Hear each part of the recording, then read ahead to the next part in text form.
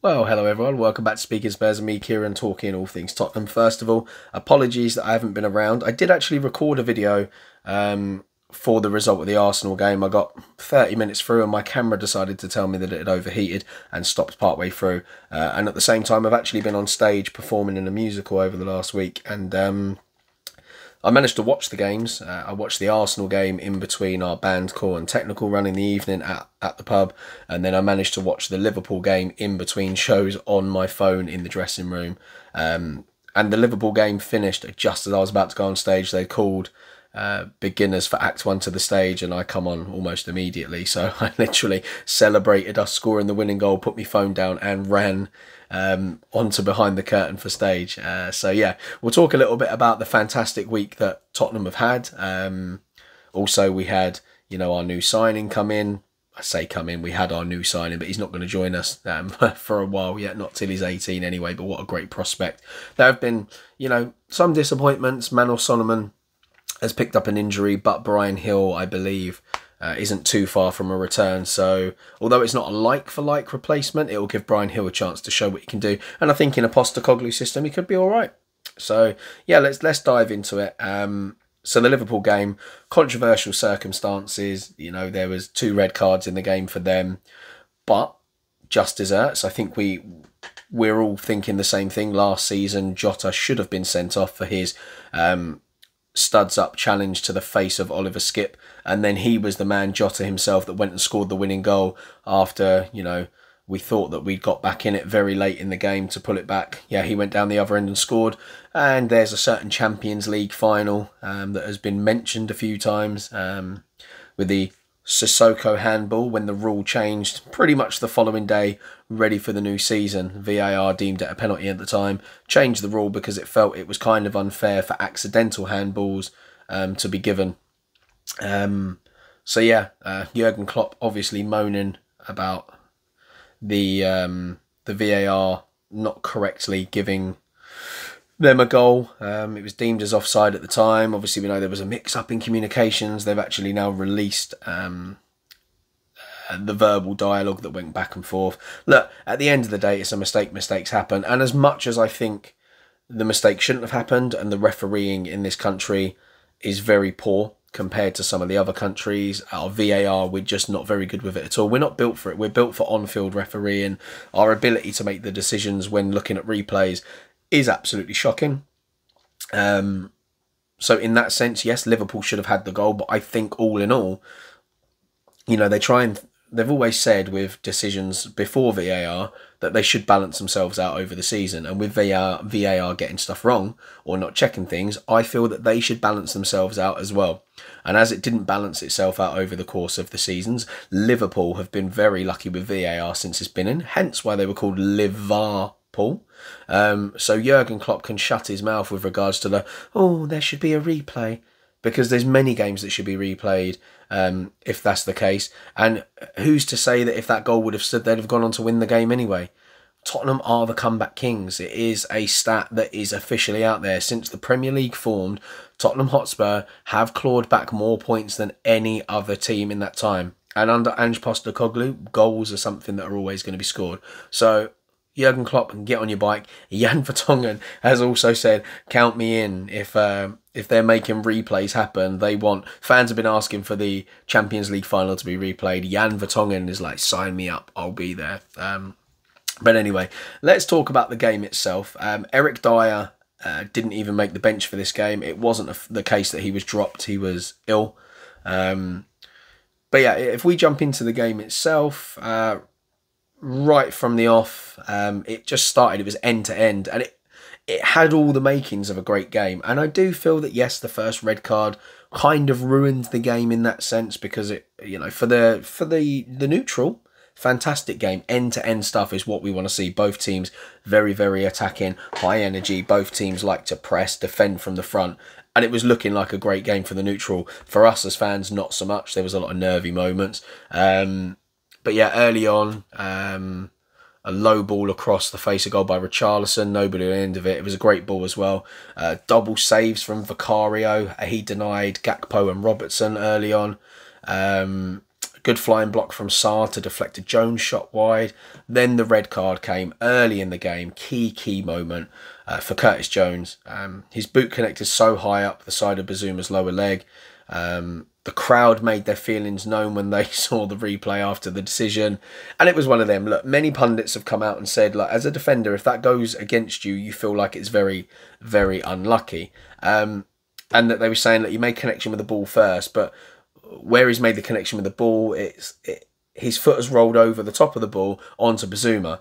Now, look, I get it. You could say it's unlucky, but I would argue a Premier League standard player going into that, no matter whether his foot has ridden over the ball, the fact is he's gone in for a challenge, and if you're making the challenge on the ball that high up, it's not a proper challenge.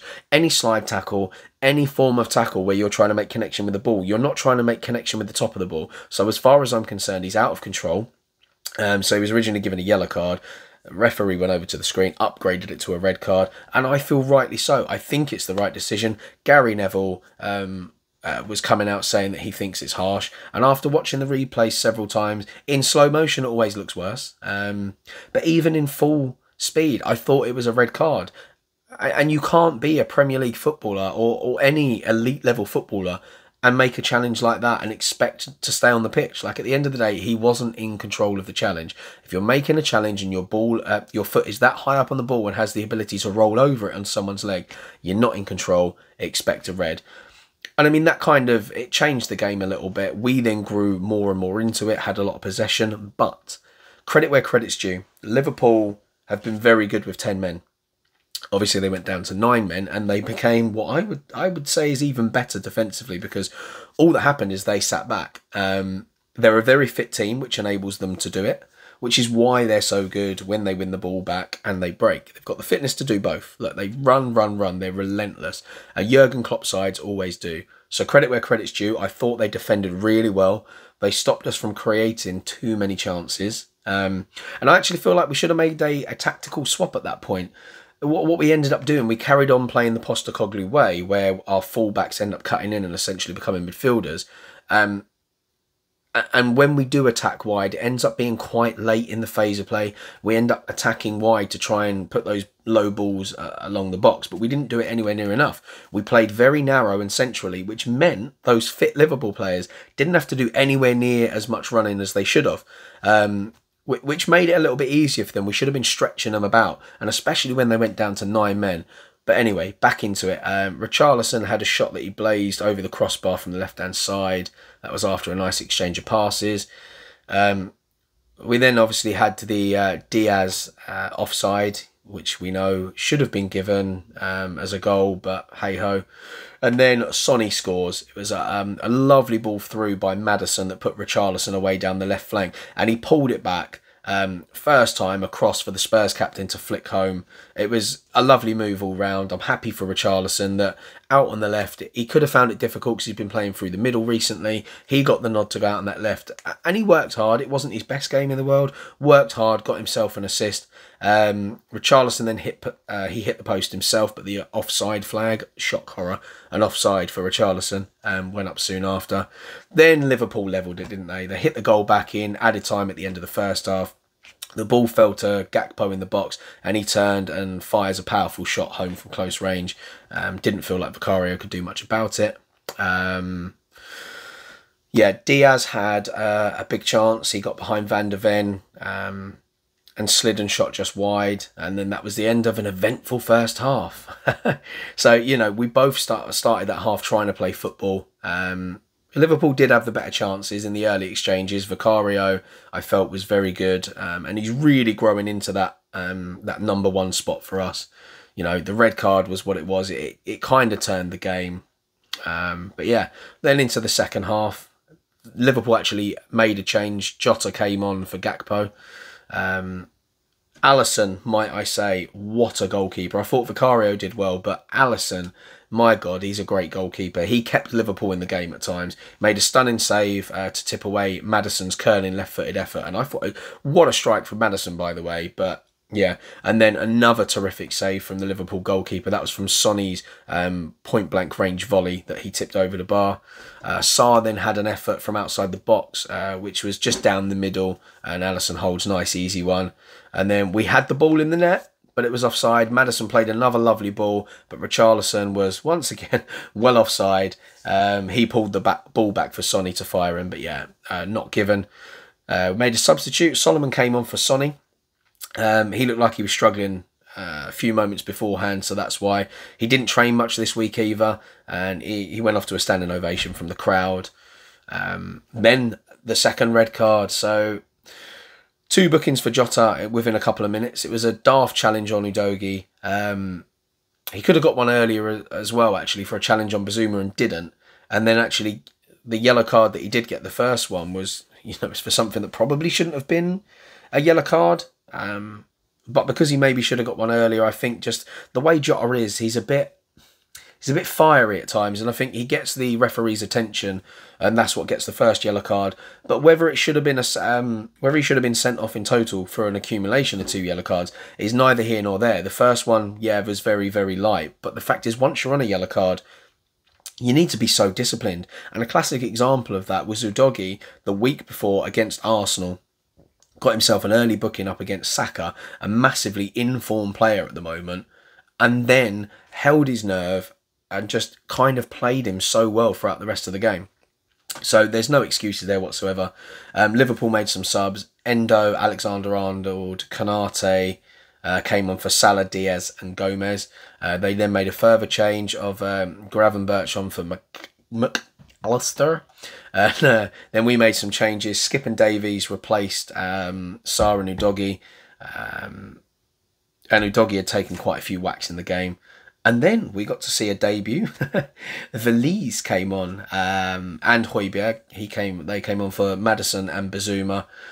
And then towards the end of the, oh my God, it was incredible. The one time we really attacked the way we should have in that second half and exploited the lack of men from Liverpool and stretched them, we won it right at the death. Pedro Porro whipped in a low cross, and Matip deflects it into the roof of his own net. And did they deserve that? In that game, the way they played, I don't think they deserved it. But based on recent games against us and, the fact that we've had a lot of bad luck against them and they've had the rub of the green, absolutely we deserve to win this game. And people think when you're playing against 10 or 9 men, it's easy. It is not. We know that ourselves. We had, under Pochettino, there was times when we went down to 10 men and I actually thought we played so much better with 10 men in, because there's no complacency then. You have to fight. You really do. And Liverpool, look, I have to give them a lot of credit. I thought they held their own really well. Are they unlucky for that to happen? Yes, they are. Do I care? No, I don't. The reason why I like this goal is because I've said in previous videos that Postecoglou was making the players train when they cross. They do the low crosses into the box. The reason why I love a low cross into the box is for this reason. You don't know what's going to happen with it. The second you put it in the air, you've got the ability for the goalkeeper to come and collect it, to come and punch it, for a defender to header it. And quite often, strikers, when they header the ball, they can mistime it. The ball can be floating.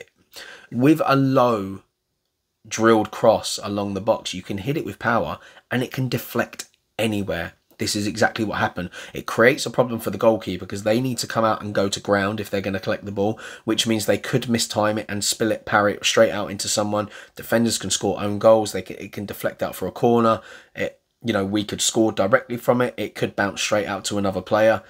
And I just think it's so dangerous, especially when you've got people up top that aren't the tallest. I mean, Richarlison, yes, is actually quite good in the air on his day, but and then that was it. We won. We went second in the table. And luckily for us as well, Manchester City lost, which means we're only, 1 point behind them. Unfortunately, Arsenal won their game as well. So, they sit level on points with us. So we're above them on goal difference. But yeah, all in all, it's been a really good week for us. So if we talk now just about like the players in general from the game, so we'll start with Vicario in goal.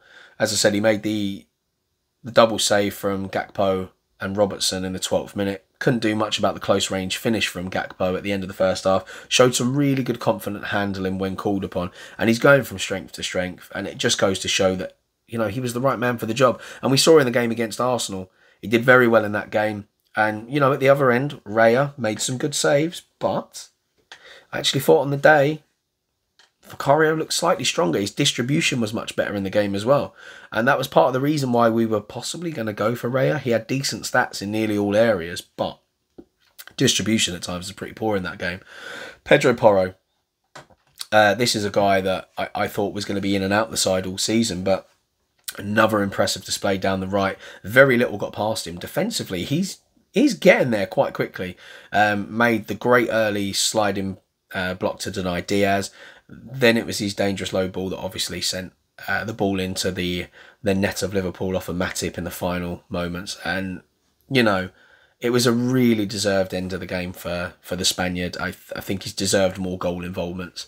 Into the middle, Romero, another dominant performance from him. He's really, really leading for us in that back line. Much of what he had to do, he did well, and then he pushed up as a midfielder as Liverpool lost numbers. Picked up a late yellow card, but played the quick ball to Porro for the low cross. Good awareness. Mickey van der Ven, it was his first wobbly game as a whole. It wasn't particularly great in the first half. Caught out 3 times. First, he was turned easily by Salah for Diaz's disallowed effort. Then he wasn't close enough for Gakpo's goal. And then when Diaz had a late sliding effort in added time, he got him behind him. He did improve, but I think that was his weakest game so far. But it's going to happen at times. He's new. Destiny O'Doggy out on the left. He was unfortunate to pick up the yellow card for what was actually a successful tackle in the first half that resulted in the free kick that actually ended up with Liverpool's equaliser. He was then fouled by Jota for the second yellow card of his. And, you know, solid enough display against tough opposition in Salah. Like, you got to feel... You got to feel proud of this young lad. Like, he's come into the Premier League and he's kind of taken it by storm. It's a position we didn't think he could play. He obviously was signed for a Conte system as a left wing back. He's playing as a full back. He cuts inside as a midfielder very well. His defending has been great. And in the last 2 games, he's had to deal with 2 very tough opponents, Mo Salah and Saka. And he dealt with them very well. Moving into midfield, Pat Matasar, good flying block midway through the first half to deflect the Jones shot wide. Had a couple of efforts on goal, not great efforts, and we see this from him a lot. He's not afraid to take chances. I feel like he needs a bit more power in those shots from distance. But once again, industrious performance from him. Bazuma took the big hit from Jones that resulted in that red card. Brushed it off though. Another strong performance from him. Great bit of tracking back to stop Salah in one of the second half breaks. Picked up his 4th yellow card of the season, which means he's walking a pretty tight tightrope for the next 12 matches. However, when Højbjerg's come in, he's looked alright. Skippy has obviously got energy. Lo Celso looks like he's not far from a return. There's been training footage of him today coming out in some photos, so he shouldn't be too far from a return. James Maddison, just love him. Played the lovely through ball to Richarlison in the build up to the opening goal. Had that curled shot that we spoke about that Alisson saved. Put Richarlison through for the offside goal for us. Came off late, having been a fitness doubt anyway before the game, and his set pieces weren't up to their usual standard. But you know, you can't be on form all game, every game. Just love him though. Kulusevski. He had a few driving runs in the first half to get us up the pitch, but once again struggled with his quality in the final third. I mean, I think the thing that's keeping him in the side at the moment is his work rate. He really does help us defensively as well. And he's hard to knock off the ball. And then through the middle, Sonny. 200th goal in European football since moving across from South Korea in the first half. And then Alisson turned over his point-blank volley in the second half. He had the ball in the net again, but as we said, was offside from Richarlison in the build-up. And he did look to be struggling, and it was the right move to take him off. I saw a lot of fans moaning that he's been taken off quite a lot at the end of the games, but if you've got the players coming on from the bench that can help see us through, I would rather wrap our best players up in a bit of cotton wool to ensure that we can really hurt teams in the next game, rather than flogging them like dogs just for the sake of it. We've got the squad, we might as well use it, keep these players fit. So yeah, Solomon come on for him. Richarlison starting on the left, obviously got his assist with a perfect ball into the path of Sonny. And then yeah, set him up for the one that was offside. Not his best performance, not his worst, but I would say he hasn't been playing out on the left for us this season. So actually pretty impressed. He didn't seem to get too frustrated. Then for the subs, Solomon kept Liverpool pinned back down his side and kept probing for openings with his dribbling, but once again lacked that final ball that he has been so far since he joined us. Skippy came on late to inject some fresh legs into the midfield. Davies replaced Udogie, who took the wax during the game. That's probably just protect him. Valise obviously coming on for his debut, but in the final minutes. And then Højbjerg just came on to drive us up the pitch in the last few minutes, which actually he did for the final move up the pitch. So, you know, all in all, everybody once again did their jobs. Højbjerg, I've heard rumours that he's getting quite frustrated at the lack of game time that he's getting. And understandably, in the whole time he's been at Spurs, he's pretty much been a guaranteed starter when fit, which is all the time because he's an absolute unit. So I understand it's a bit frustrating for him. But I think just the way we play, he's not going to be one of the first names on the team sheet. But he is very important for what we would need to do later in games. However, I would argue that at this stage of his career, there's so many teams out there that would be lucky to have a player like Højbjerg. And I can't see him sticking around unless game time increases. And I think that's probably only going to come through injuries, which I don't wish on anyone. And then obviously, as I said, Brian Hill might get a bit more game time now that we've had the information come through that Solomon has sustained an injury. So, you know, the big news that we had a couple of weeks ago was about Perisic, who obviously plays out on the left. Solomon predominantly plays out on the left. We might see a bit more game time for Richarlison out on the left, which will keep him a bit happier.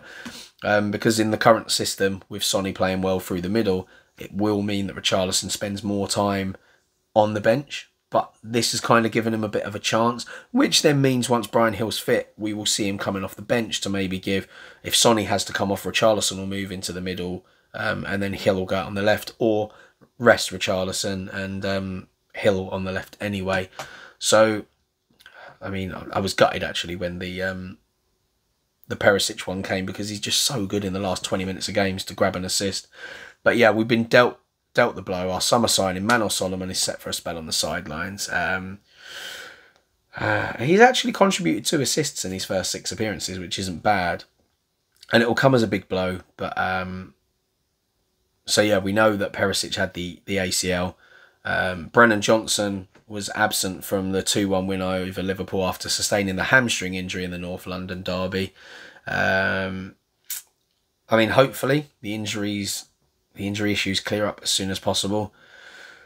The extent of Solomon's injury and recovery is likely to become clear on Thursday. Postecoglou is set to provide a further update on him when he speaks to the media in the press conference Friday. But they are worried that it could be a lengthy one. He could be out for a few months at least. So it could play into Hill's hands as he looks to make his mark under Postecoglou. He went under the knife at the beginning of August to fix a groin problem. He's recently returned to the training pitch, and he'll now be pushing for a return to that first team squad. So I feel for Solomon, I really do. And this happens to us a lot. We find a lot of our wide players, they come into the club early on, they get these niggling injuries. Like I remember when we signed Wayne Routledge, and he should have absolutely tore it apart. Should have been major competition for Aaron Lennon.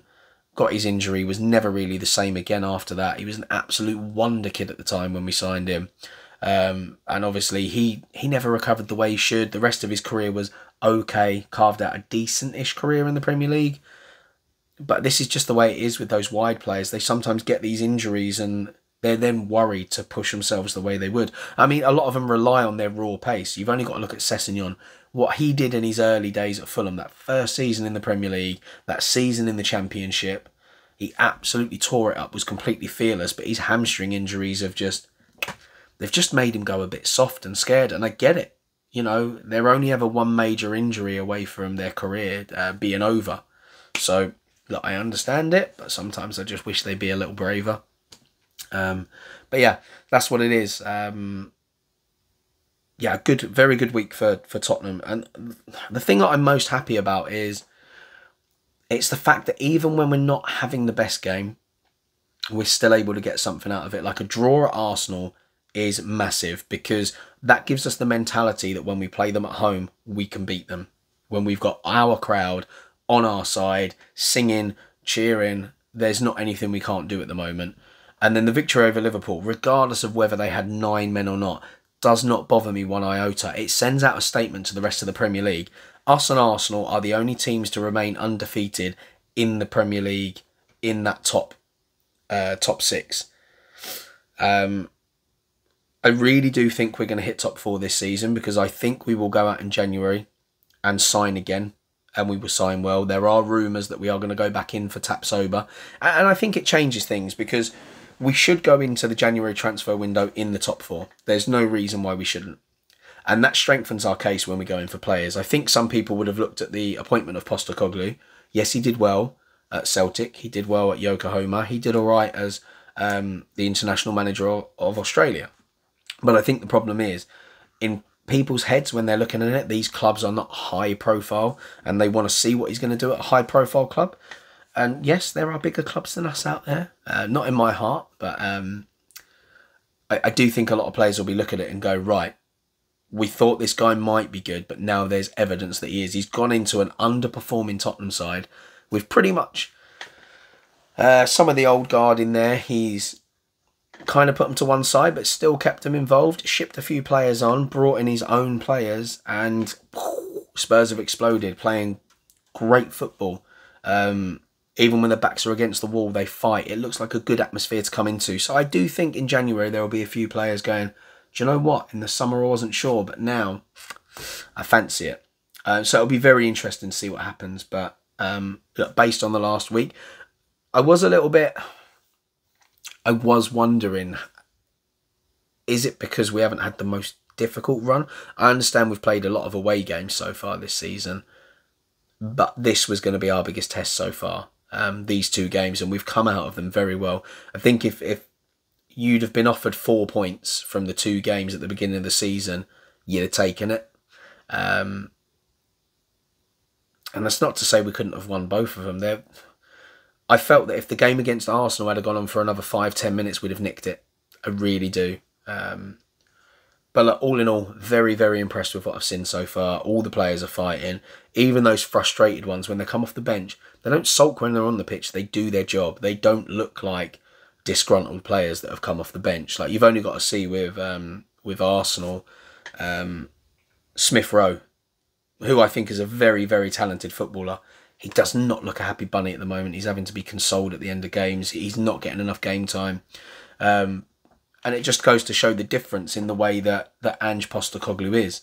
And every player from Tottenham that's spoken about him so far seems to talk about just the way he is. And I think everyone's really bought into it. So really impressed at the moment. Hopefully we just go from strength to strength. I think Luton up next. And although they've had a victory now, they are playing a midweek game. So they will be a little bit leggy.